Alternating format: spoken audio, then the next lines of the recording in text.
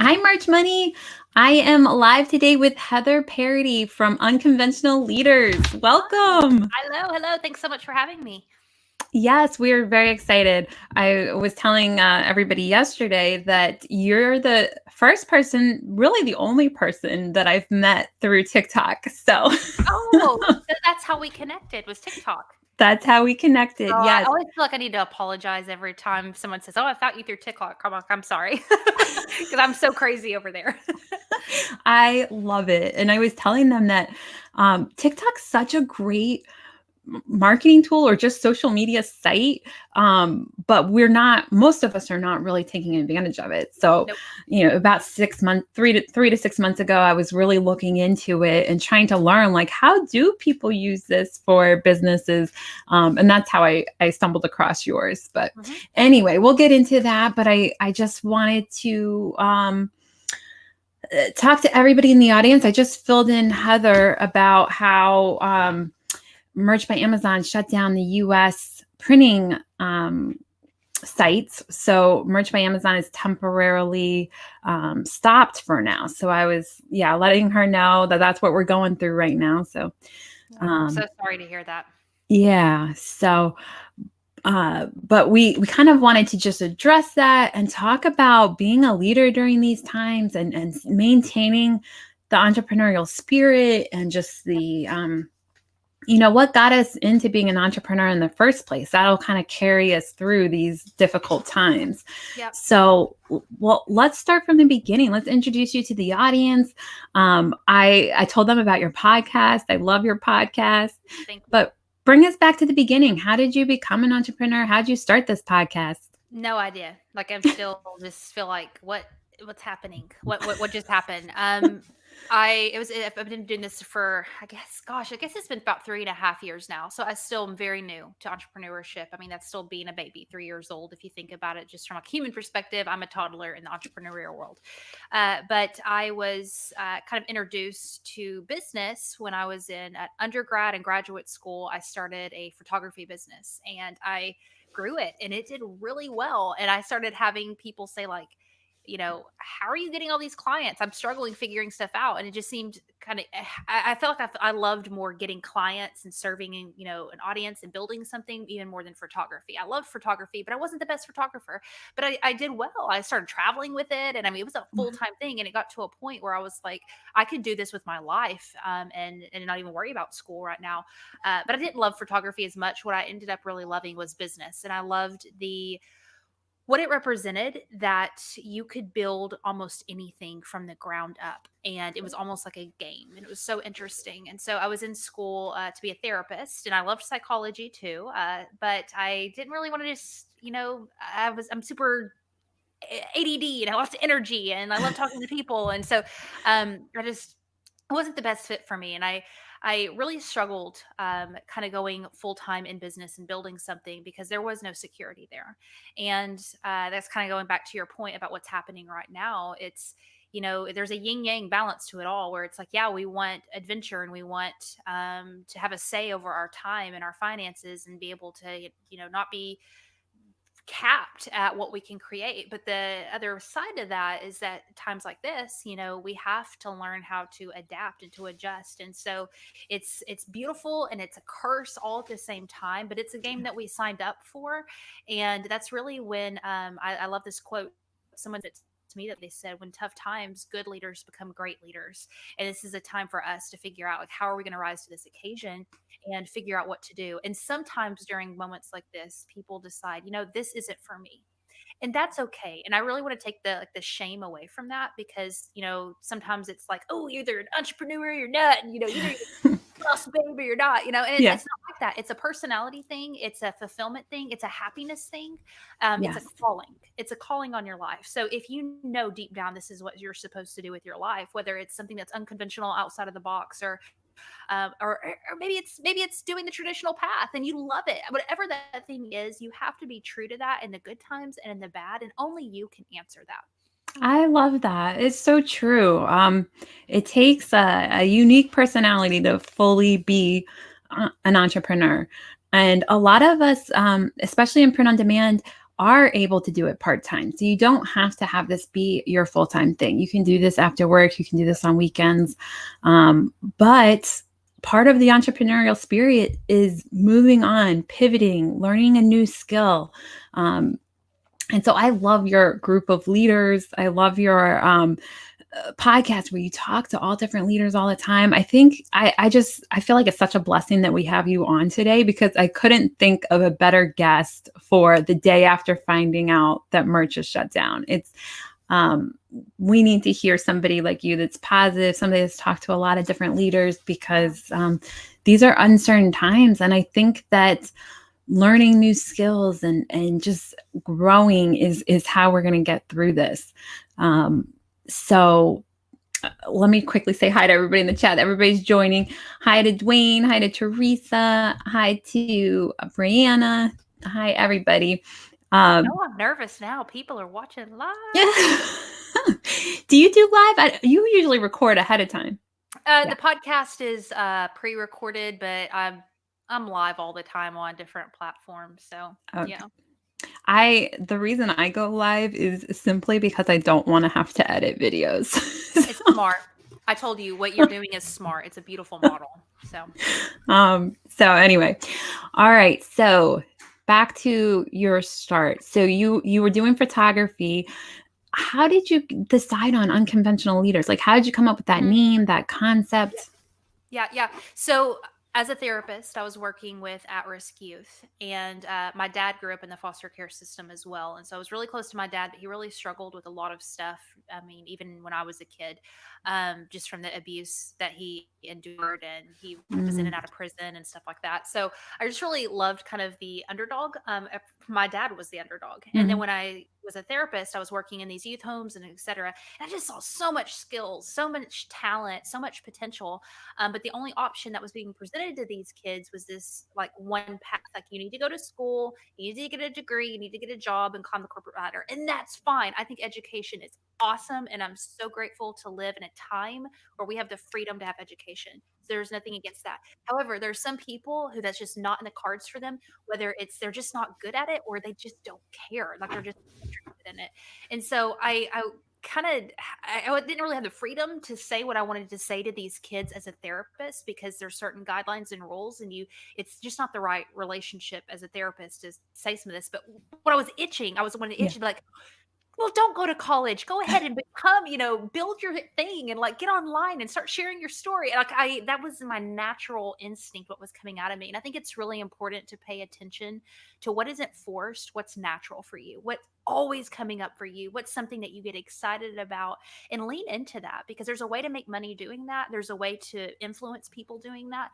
We just need more people awake and alive with what just really fires them up. And that fired me up. So Unconventional Leaders, I wanted to create a place where we told stories of people who were going against the grain and leading in different ways. And when I looked at the landscape of leadership, it was a whole bunch of rich white dudes, and nothing wrong with rich white dudes. Like, I have Jim Rohn on my wall right here. Like, he was a white dude and he was rich, and I loved him. He had so much wisdom.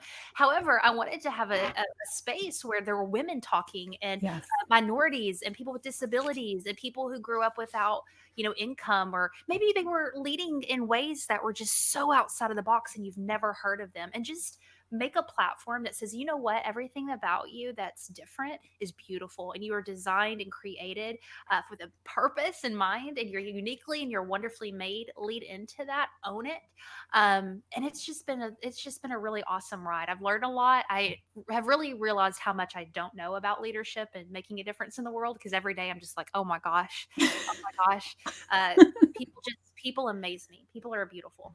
Oh, I love that. And you do know a lot. So, but I understand. I feel the same way. Like, every day I learn like what I still need to learn. But I remember hearing somewhere, I don't remember if I was listening to a podcast or somewhere, you mentioned that it started with the name Unconventional without the leader part. Yeah. So talk about that. I guess it's been 3 years. I don't know how long. About 3 years old now. And I just put the word leader in last July, so less than a year ago. Now, I never would have admitted this to you because I hadn't admitted it to myself. But the idea was a leadership show, but I really struggled putting the name leader in it because there was so much imposter syndrome. If you haven't picked up yet, I'm a very quirky, energetic, people laugh at me all the time, which I like. I mean, it's fun. Like I'm kind of the comedic person. When you meet in real life, you're like, "Oh, girl, how much coffee did you have?" So I'm goofy. I was homeschooled my whole life. I struggled with education growing up. Me going to school was a miracle. There's a whole story with that. So I really struggled educationally. I'm not a multimillionaire by any means. I will be one day. It will happen, but I'm not there yet. I haven't studied leadership. I mean, et cetera, et cetera, et cetera, et cetera. There's all these rules, and I'm like, who is going to take a leadership show seriously from a Southern Arkansan, quirky, awkward girl who left her security to start a podcast? You know what I mean? Like going against the grain in all ways. Um, so I wouldn't, and being a woman, let's talk about that real quick because, women can talk about leading women, but women talk about leading men and women. You know what I mean? Like Yes, that's a huge distinguishment. it's a, it's a Yes. huge and it's present in entrepreneurship too. We pride ourselves and being like outside the box and other stuff. It's in entrepreneurship, and I'm here to break that stigma out of the water. But I just didn't put it in the name, and then finally it really landed with me. I don't really have like a moment, but I was like, "You're insecure. You are insecure of calling yourself a leader and having this show." And so I had to put the name in there for me to declare out and say like, you know what, I am a leader. Leadership is influence, and I don't care how big or small your audience is. If you're influencing someone, those kids in the other room, I'm a leader. The neighbors across the street who see me, I'm a leader. Yeah. We have to acknowledge we are leaders and just understand, are we going to take advantage of our leadership and like lead well, or are we going to be passive leaders, which is leadership because we're being passive, and that's leading as well. So I I love I just want to pause you for just 1 second because all of those are such good points. And when you said that, I loved that you um, admitted that because so many people are, all of us are insecure. We just are. oh Over time, you get better and better at definitely. whatever, but then you're insecure for the next level or the next jump. So you're Yep. constantly, if you're not insecure, you're kind of just settling basically, or just, Yep. doing something that's too easy for you. So most people are insecure. That's one point. And then the second point is, uh, right now is a time that a lot of people are having to push themselves into that insecurity because they're used to doing print on demand, which well. But maybe we don't know TikTok. Maybe we don't know how to start a YouTube channel. Maybe we don't know how to start a podcast. This is this time when people are going to have to push into that insecurity and start something new, start something different, expand to other platforms, expand to other things. And it's hard because, you hear negative news, you hear negativity everywhere. And now it's a time where we're going to have to dig deep and go into our insecurity, be bigger than we were yesterday, and figure out how to overcome this obstacle and this challenge. So I think it's amazing, that story of how you added leader to the end, because it is true. Like, we can do this. We are leaders. Well, and that's just it. And I cannot, and I have to check myself on this all the time, all the time. I cannot sit here and tell people this, this, this, and not live it myself. And this is a Yeah. time for, and this is a tough conversation to have, but you know, we harp on stuff all the time about leading and entrepreneurship and what it takes and all this stuff. Well, this is a time where we have to say like, okay, are we really going to walk the walk Yeah. and stepping out and doing something different, dude?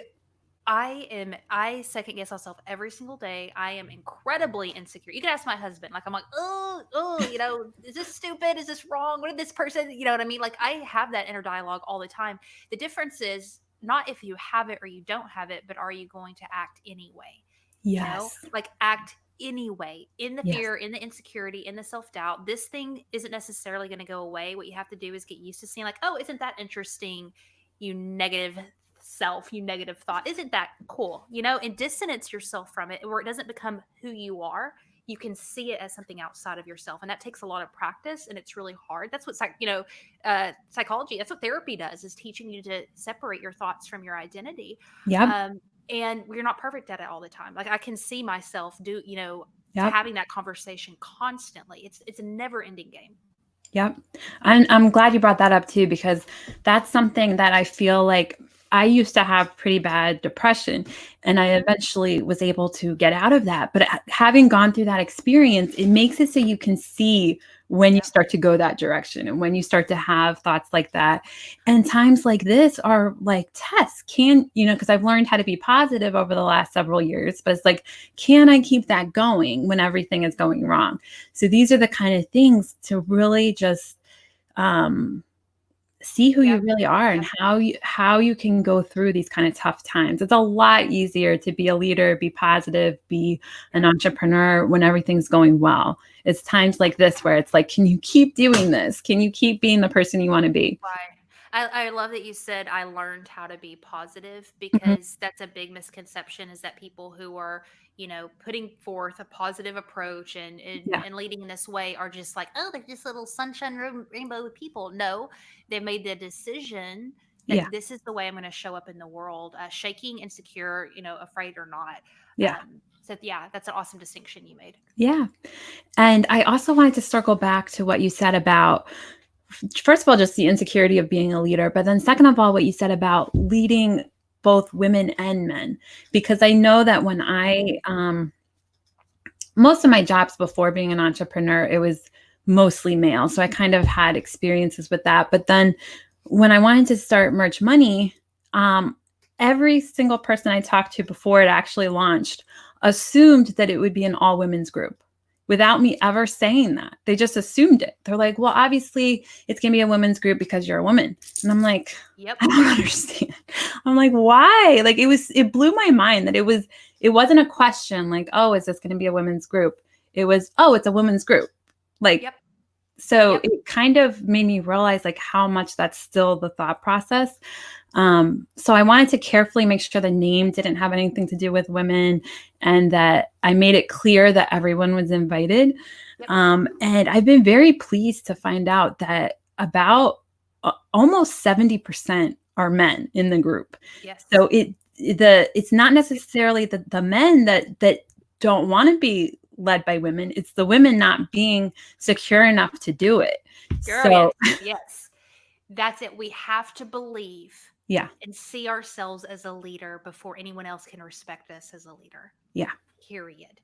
And so, if you feel called to reach women because that's what you know you're called to do, girl, you own that. You own it, and be yeah, proud of it and pink it out and high heel lipstick, all that. Do what you do it. I love it. I absolutely. But if you're doing it because you don't feel like that you will be respected or taken seriously as a woman who is a leader, I'm telling you, go against that grain, fight all those instincts, because strong men are willing and ready to follow good leaders, whether they're men or women. yes, And we are the ones that are holding ourselves back. I held myself back by not calling myself a leader, or having the guts to put leader on my podcast and put it at the forefront of my brand. That was me, because my audience never had that issue. I did. absolutely. Mm-hmm. Rich is saying, "Uh-oh, I'm in a women's group." No, Rich is awesome. He started a whole ecom conference and invited me to be a speaker Oh, there. So cool. Rich is Cool. just being silly. Awesome. But yes, he's awesome, and the conference is awesome, and thank you for doing that. Um, and then Teresa's saying, I feel that it's important to be authentic to your audience and also be true to yourself in whatever you do. Yes. Yeah. Because people can smell it a mile away. They know if you're being real or not. And Yes. really, the whole authentic game online that people talk about right now is, we want to feel like it's okay to be a human. And having a leader like you, Helen, who says like, hey, I struggled with depression or insecurity about leading as a woman or whatever, that gives everyone else in your tribe freedom to go like, oh, it's not just me. Cool, look at what Helen's doing. I can do it too, because she struggled the way I struggled. I can lead the way she leads too. And so it actually empowers other people when you come from a place of healing, to share about the struggles that you've had. Yep, absolutely. And I really wanted to dig deep on that because everyone is having to do this right now. This is when everyone is having to become bigger than they thought they could be. whether it's a leader or not, you're Yeah. still having to try something new. You're still having to learn something new. You're still having to be a little bit better than you were yesterday to overcome these kind of obstacles. So it's okay if you feel insecure. It's okay if you feel like you can't do it. But we're just here to tell you that we can help you and we're here for you and you can do it. Right? Like, did you think you could do any of the stuff you're doing now before? Oh man, no. And it's ongoing. It's not like you mentioned this earlier. It's not like you start and then it's cool after that. It's every single day you're saying yes to a new challenge. Like there's something right now in my business that, I'm having to restructure a lot of stuff to adapt to what's happening. And I'm talking about like changing like my yearly benchmarks and all of that of different stuff. And I'm like, okay, Heather, and some of this stuff scares me because I'm having to really stretch outside of my comfort zone. And so looking at it like, okay, oh my gosh, I have to do this, or okay, here's an opportunity for me to become better and me to grow. It's again choosing to see this as a positive with the smile on your face. Yeah. Yeah. Yeah, but it's kind of exciting too. Like each time you do something, like I never thought of starting a group or doing anything like that. But then I just realized there weren't a lot. And I was like, I wonder why there's no like women's like leaders. Like it felt like when I was going places, conferences, there just weren't a lot of women speakers. There weren't a lot of just groups that the admins were women. And I was just like, why is this? And then all of a sudden I realized, I'm like, wait, you haven't started a group. You haven't been a speaker. And then I was like, okay, fine. I'm going to start the group thinking like, oh, nothing's going to happen. And then it keeps growing. Then all of a sudden I am speaking at different events and it's nothing that I foresaw in the beginning. It's just, every day just stepping up and trying my best. That's awesome. So, yep. Well, tell us a little bit about what your group is about and about how you pick what speakers, because you've had some amazing speakers on your podcast. Yeah, thanks. The group Unconventional Leaders is really those who feel like they're going against the grain and just I see how I'm pulling a lot of that kind of the psychology bits from my previous career into this, but a huge part of therapy and psychology is normalizing things. That's huge, and normalizing and modeling. So through community, we can normalize kind of what we were talking about earlier, like, oh, me too. So Yes. seeing people who are still struggling with the same stuff you're struggling with and feeling a part of a community that helps you gain courage because you're not doing it alone. So that's the group and community. The show is really the intention of that is modeling. So seeing someone who's accomplished what you want to accomplish, who looks like you, who sounds like you, who thinks like you, and we have such different people. I've gotten a lot of flack for it too because some outside of the box stuff. Like, I will interview bipolar opposite situations and viewpoints and worldviews and religious views and all that stuff all the time. Not to make any kind of statement, but to really give voice to diversity and again to model to people like, hey, here's someone who grew up in foster care, who saw their dad murdered. I mean, we've had this kind of stuff, and look at what they've created. Oh, here's someone who left. I mean, we had Scott Neeson on, who was a Hollywood executive. He was over 20th Century Fox, and he left that and started a foundation in Cambodia. And he was like just chilling with me in California, like, hey, it was so great. Just like the different levels of like, from CEO to nonprofit to leading on TikTok. And we've had people talk about stuff, they're doing on that platform. It's all over the place. But the idea, again, goes back to normalizing how you feel and how you grew up, and also modeling what's possible through people who look and sound and act like you. I love it. You guys have to check out the podcast. There's so many. You interviewed Seth Godin. You interviewed the lady who ran across Vermont. Yeah. I'm like, who runs across Vermont? Literally ran across Vermont in 4 days. Yeah. Mm-hmm. Yeah. Just an average day. It's great. And it's such a wide variety. I love listening to podcasts like that because to me, it's like, even if I don't have anything in common with the person, I always end up learning something. Like it's some little thing they say where I'm like, wow, I never thought about it like that. So thank you for doing that. How do you find all these people? When you first, and I'm sure you've seen this too with what you've done, but when you're first starting off, I always tell people, like, start within your own network and build from there. And it's honestly, now I have too many people to interview, and I'm Yeah. trying to figure out, like, I have to, like, pick and decide based off just where we're at right now as a community and with the show and what's doing well and what isn't. And so it took about 3 years to get to this point where we now have, like, an abundance.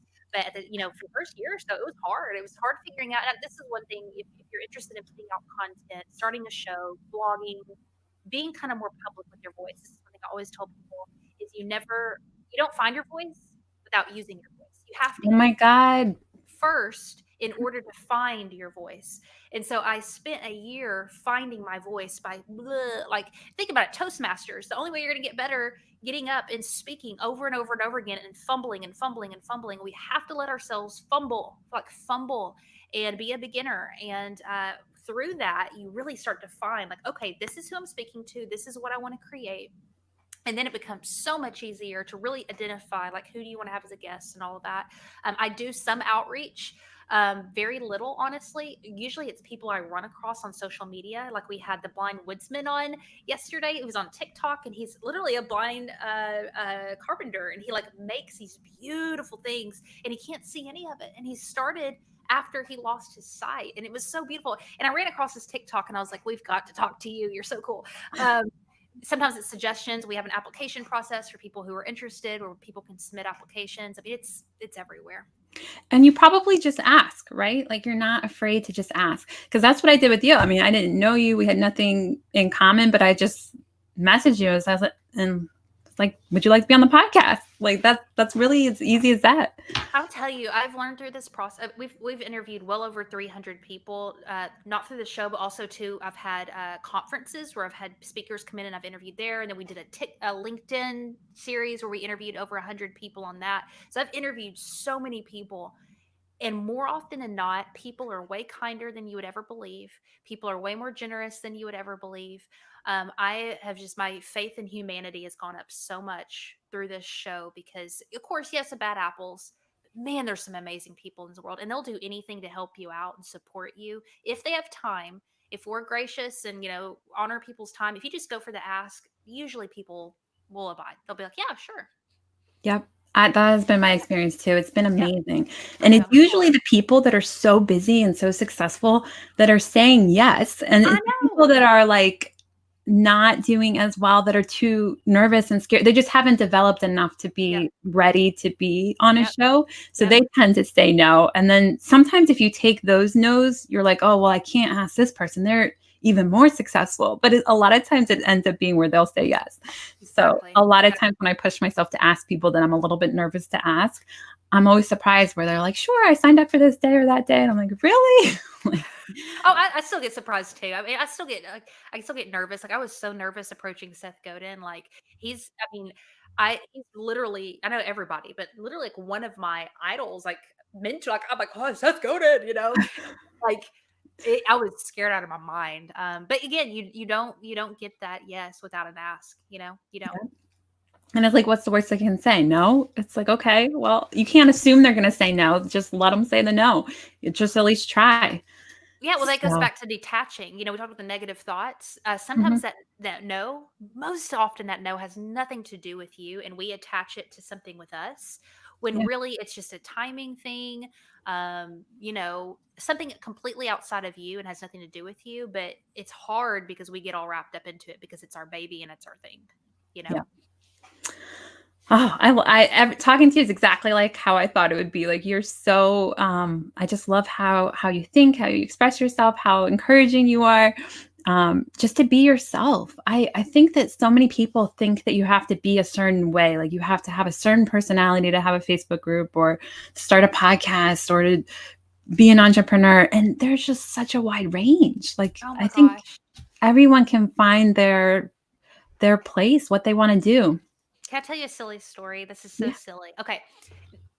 I don't know if you guys know who Lindsey Stirling is. Do you know who Yes. she is? Okay. The violin player, right? Yes. Now, I had never really heard of her. I mean, I knew who she was, but I was like, I'm not going to listen to somebody who plays the violin. I just wasn't into it.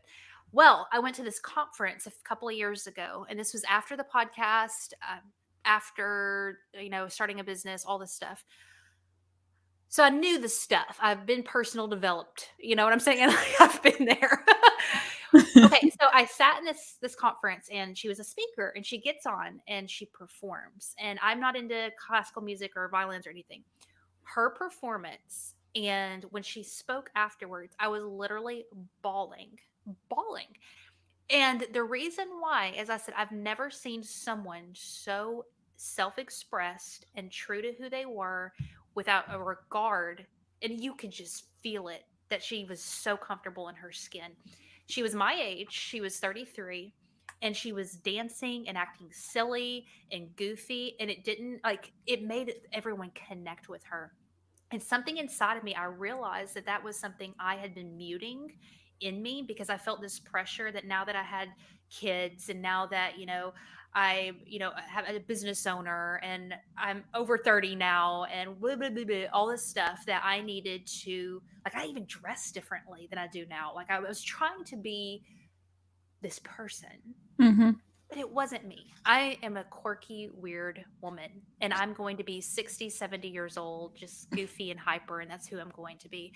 And it was so hard to let that part of me be seen because I didn't think I would be taken seriously. I didn't think I would be respected. And especially this conversation of unconventional leadership, I'm like, there's no place for this quirky, awkward, weird place in that, but seeing her, something was released to me that day, and I haven't looked back. I've really leaned into Oh, the y'all and the bounciness and all of that stuff. And the response from that has been so cool because yeah, there's people who just don't like me. They're like, you're so weird.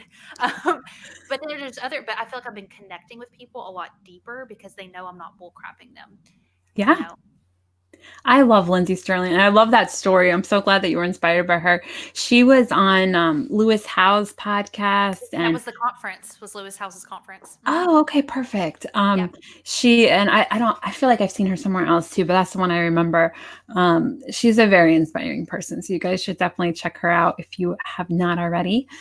Um, Lots more people joining. Thank you guys. Young's here. Hi, Young, and all kinds of people. So thank you guys. Cool. So yeah, the more I do this and the more I meet people that I looked up to and they were like my idols, the more I'm realizing like they all started just like me. Like they're not fundamentally different than me. They just are a little bit further along. Yeah, they just take a lot of action. That's the thing. It's Yeah. just taking action over and over and over again and being willing. Well, not just say willing, expecting in the most positive way that this might not work out. And Yeah. that's okay. Like not attaching so much of our worth and our value on things where we can just play and try and give ourselves permission to just play with stuff and say, this may not work and that's okay. And Seth Godin talks about that. This might not work and that's fine. It's hard. I love that. Not attaching your self-worth. I think that's one thing that entrepreneurs and like overachievers they tend to fall into that where everything they're doing is somehow their self-worth. Yep. And that's something that I've definitely learned over the last, I don't know, 6 or 7 years or something. Because before that, I would do that. My Sure. grades in school, my Uh-huh.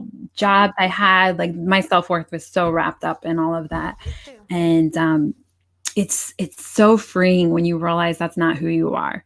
Like times like this, merch just went away. If you have your self-worth in your merch account and what tier you are on merch and how many shirts you sell per day, all of a sudden it's just taken away from you in one day. You Yeah. can't have your self-worth Crazy. in that. You're the same person you were yesterday.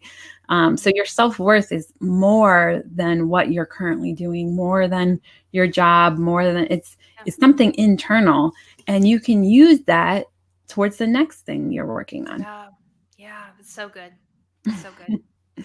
So, how do you think people can develop that? So, right now, tell us a little bit about. Mm. I'm just going to use TikTok because I know that's something that people could try. And I'm sure you haven't been doing that forever because it's fairly new. Like, how did you get started with it? How did you have the confidence to try it, something different? Yeah, so real story. I was sitting here in my office, and my husband, who he's in the online space too, he has a regular job, normal people. But he has a side hustle, which is fitness, and he does online fitness. And he started putting out TikTok videos. TikTok came out, and he's like, "Oh, I'm going to start doing this." And I was like, "Oh, there's no way I'm getting on this platform because I am so sick of all these platforms. Like, Yeah. there's too many." And I feel like I'm not doing a good enough job in all the ones that I am already on because there's so much. And I love social media and I love digital marketing. That's what I do. But I was like, no, Brian, get away from me, devil. Like, I am not getting on another platform and I'm not downloading another app. My goal is to delete apps, not get rid of, not get more. So I'm sitting here working one day and he comes in and he was real casual and he said, "So the video just posted has 500,000 views on it." And I literally like took my chair and I just swiveled it around and I said, "I'm getting on TikTok." Like that was the moment. I was like, "You've convinced me," because the organic reach is insane right now. And so what Yeah. that looks like is, the social media platforms that have been around for quite some time, like Facebook and Instagram, they have a lot of content. People are comfortable putting out a Facebook post. People are comfortable posting their lunch on Instagram. So there's a lot of content that matches all the users. And so what happens is they have to, decide which ones to show people based off all the content. When you have newer platforms that come out like TikTok, there's more eyeballs than there is content. And so what happens is the people who are brave enough to put themselves out there and try something new are getting lots more eyeballs because there's not enough content to feed all these hungry eyes. And so it's a beautiful time right now that happens in all social media platforms that take off. It happened with Facebook and Instagram and all the things. I wasn't around, unfortunately, during those beautiful times. But it's a window where organic reach is high. So when you hear, I'm just sharing that with anybody who's not familiar with that. So right now, it's just a volume game. If you post 10 videos, one of them is going to do very well.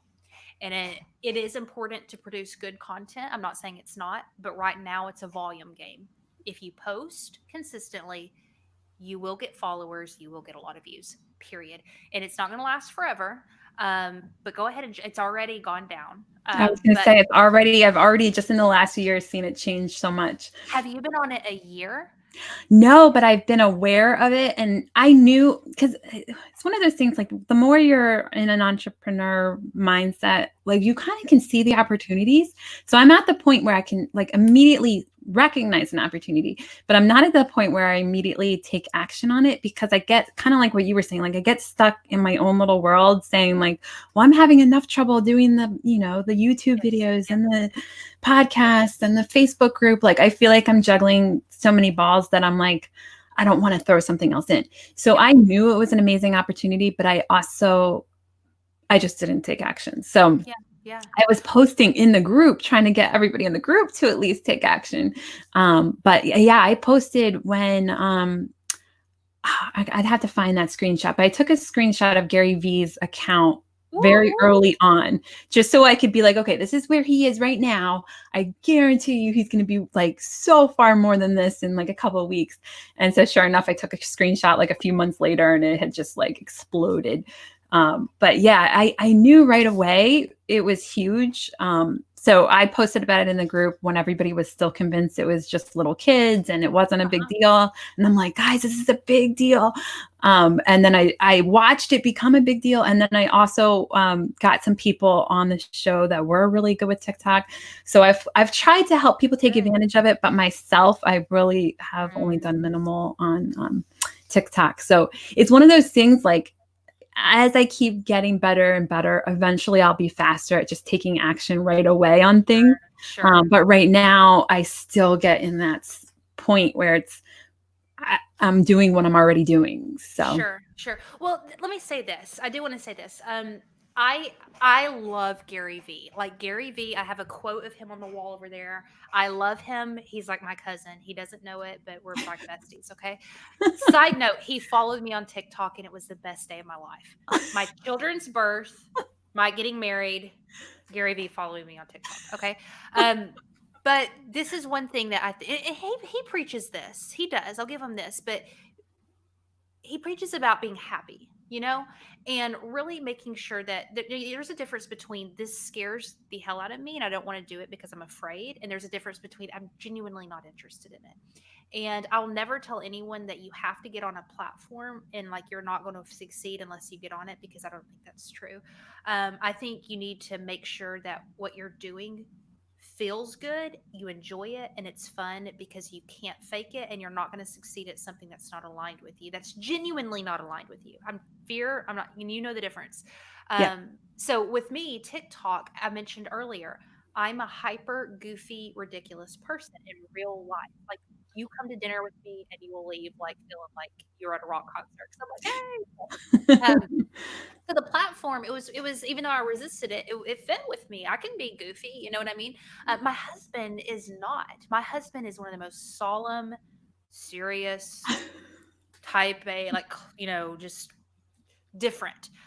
He's killing it way more than me. He has like 130,000 followers. Like he just got 2 sponsors from TikTok. Like he's Oh killing my it. gosh, amazing. Yeah, but he's not goofy. He doesn't dance. He doesn't do any of this stuff. I do skits. You know what I mean? Like I was just gonna tell Teresa that, because she's worried. She says she feels out of her league, like she can't do as awesome of videos as other people.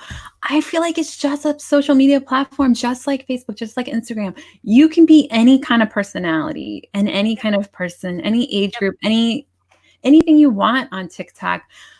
Eventually there will be more people like you on the platform, but you might be the first person like you. So you are going to get the full amount of that market.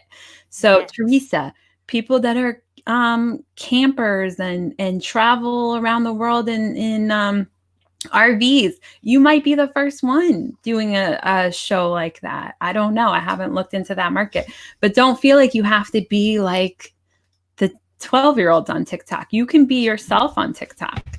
Yes, I interviewed Gary V's TikTok guy, the guy who posts his TikToks. And one of the statements he said, because one of our listeners asked, like, what happens if you're like a little bit of an older person and you don't have that personality and all that stuff? And he said, quote, if you're boring, be boring. That's what I heard that. Yes. I love that quote. This is the difference. And I want to set some people free here, is like, it's not a personality thing. It's more of a thinking a little bit creatively. And that's how you're going to do well. And this is what I mean by that. Let me give you an example. Brian, like I said, he's not the most I hope he doesn't hear this. He's not the most charismatic person. Okay. He's not. But like, for instance, so he's in the fitness industry and I have some cups here. Okay. So he had like these ingredients that he just puts on the table and he just lines up the ingredients right here. And he just takes his phone and he just goes over the ingredients like this, showing how to make a smoothie. He's not even on it.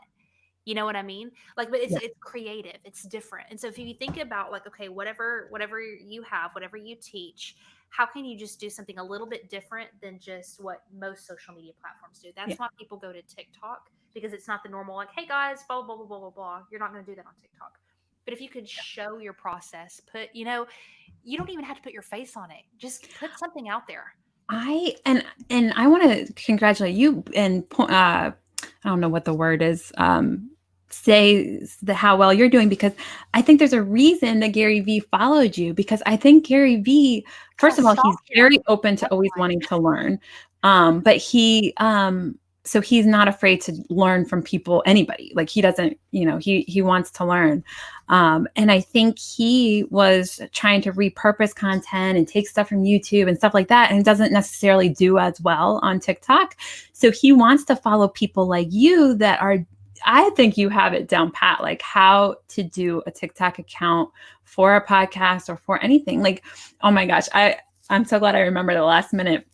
You did one TikTok video about how you get ready for a podcast, and it's like just getting dressed up top, and then the bottom is like just pajama pants or something. Yes. Totally. I don't know if I can show, but I'm totally wearing leggings right now. Like I did that exact same thing where I'm like, okay, I'm gonna get dressed, but I only like so stuff like that, where it's like everybody relates who's a podcaster or a YouTuber. They know they only worry about their shirt and their hair. Like they don't worry about what pants or what shoes or whatever. Yeah. So when you pick little things like that everyone relates to, it's hilarious and people love it. So it's a different way to communicate. It's a different thing. So that's why Gary Vee wants to learn from you, because he's still learning. Like And even with him not really knowing how to use TikTok, he was able to get like a million followers or however much because there wasn't anyone like him. I mean, there isn't anyone like him anyway, but he was very new to the platform. And so he was able to take advantage of all of that Yeah. Yeah. traffic early. And he brought a lot of traffic to the platform because he shared with us, like Brian found out about TikTok through Gary Vee. That's how Yes. we found out about it. So he brought traffic to the platform as well. But to your point about finding commonality, I think that's really important with all content.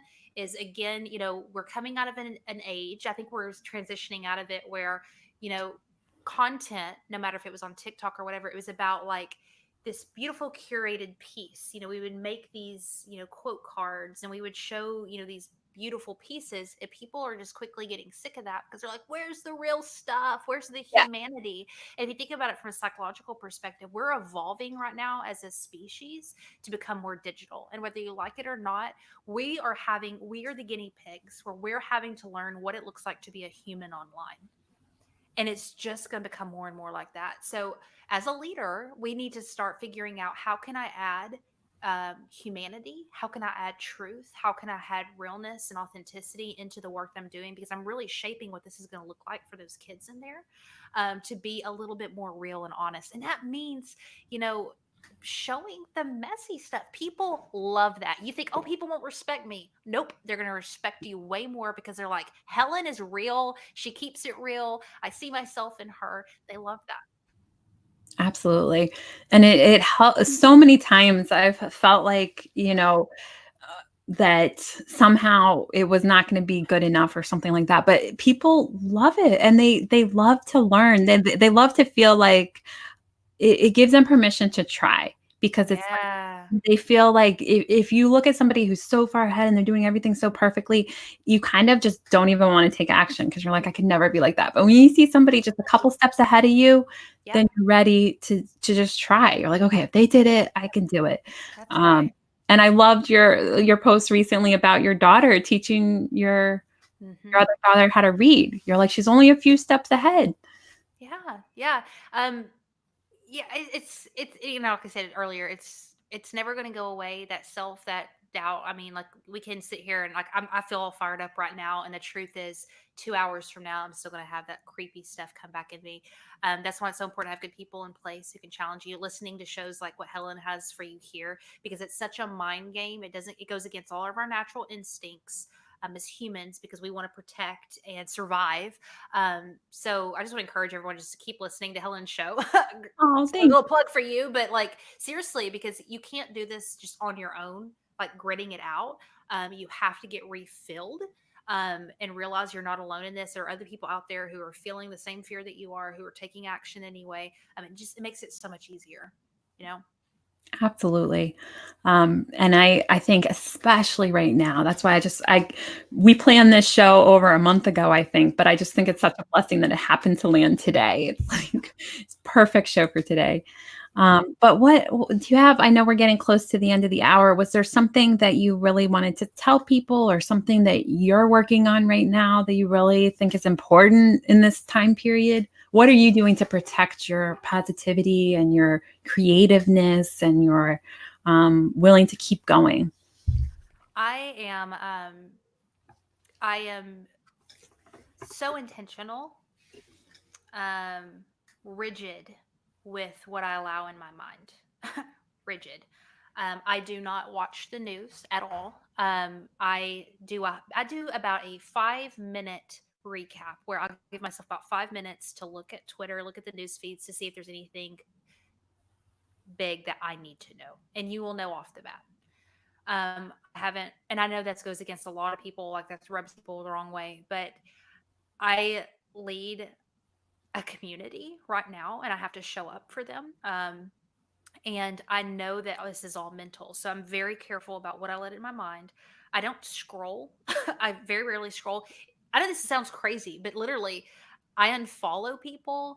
I am intentional who I spend time with. Like, you have to protect your mind. You know what I mean? I'm not a naturally, I didn't grow up with any of this. We grew up very poor, and people who had money, people who did well, people who led were all evil. They were the enemy. Um, there was never hope. It was a hopeless situation.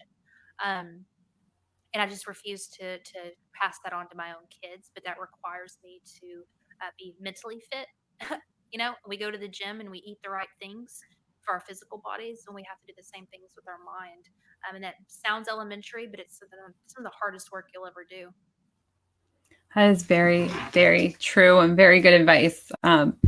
It's at the very least, when you're following people that you admire, it pulls you up. And when you're following people that are negative, it pulls you down. So you have to try to do a balance and try to be inspired by people and Sure. yeah.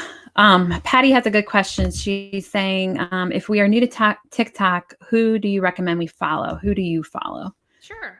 I'll pull it up right now. I can tell you who their handles are. And I would Um, say, just look up Heather Parady. That's what your name is on TikTok. And I think I have her link in the description. So if you click on that, you can see it'll say like followers.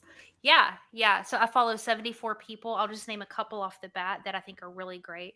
Stephen Walker, official Stephen Walker. He's a dad, and I think he does a really good job of kind of infusing dad life and being a husband and a father in a really fun way. It's very human. I think that's great. Tony Mimmel, I had him on the show. He was born with one hand, and he's a phenomenal guitarist. But I think he gives a good example of showing what makes you different and using that as a platform, using that as a connector. Think about this, so important. The thing that you want to hide is the thing that's going to connect you with other people. Period. He's a phenomenal human. And one more. Oh, this is a great one. Uh, Ray Joel Bout, Rachel PB. I don't know her. I need to reach out to her, but I totally stalk her. She's goofy. She does TikToks while she's at work when people aren't looking. Um, it's hilarious. Like you think I am like she's next level. She's a really fun one. So, but yeah, find me and you can scroll through my followers list. And same with me, guys. You can look me up, Helen Kinson, and see who I'm following. Because I found Heather. I mean, I'm finding people that I feel like are doing a great job at TikTok, and I follow them just to learn. So Gary Vee's on my list, and a few other people that I just feel like are being authentic, like you're saying, and then also doing something related to what they're doing so it can lead. Like I was able to find your YouTube channel and your Instagram, and then from there I was able to find your Facebook group. So something like that where it kind of leads you somewhere. I'm following those kind of people so I can kind of see like, how do you tie in your podcast to TikTok? How do you tie in your business? Yes, So that's a very good point. And now you can put links in TikTok. So my website's now on there. mhm. And people ask me all the time, like, oh, isn't it great? You have all these people watching your TikTok. How is that translated into business? This is how. Um, I have gotten more podcast interviews and interviews like this. Like I get 1 to 2 a week minimum. And I feel like I part-time TikTok. There are people who TikTok way more than me. 1 to 2 that translates into a lot more people following my show, my podcast, and my business is an extension of that. So I use my audience as a lead gen for people who work with me one-on-one. So that's not the entire reason for the show, but that's how I get leads is people find me through the content that I put out. So yeah, it does translate. It is a big deal, and you can do it in a smart way. So Absolutely. Anytime you're in front of a lot of people, that's an opportunity. absolutely. People get to know you, people get to admire what you're doing and want to do more, just like me. Followed you, got you on the podcast. Yep. So, Yep. well, thank you so much for taking the time today. We already went through the whole hour. Any last things before we go? Yes, I want you guys. Listen, this is very important. Very important. I need you to find everything Helen is putting out in the world and follow her. If there's a way to review anything, comment, support her because I'm telling you, putting out content consistently is a labor of love. And the fact that she is doing this says a lot about her leadership. And I want you guys in her community to support her next level. So if you have not subscribed on everything or followed everything, intentional about commenting on stuff, please do that, because as a content creator, that means a lot. And I want to make sure you guys are supporting her. So that's what I Oh, want. I love that. Thank you, Heather. Yep. And all of you as well. You can see the links in the description. Follow Heather on TikTok. Follow her podcast. Follow on Facebook. All of it's in the description. So thank you guys so much. And thank you, Heather. And we're all going to get through this. Awesome. Thank you guys so much. All right. Bye, everybody.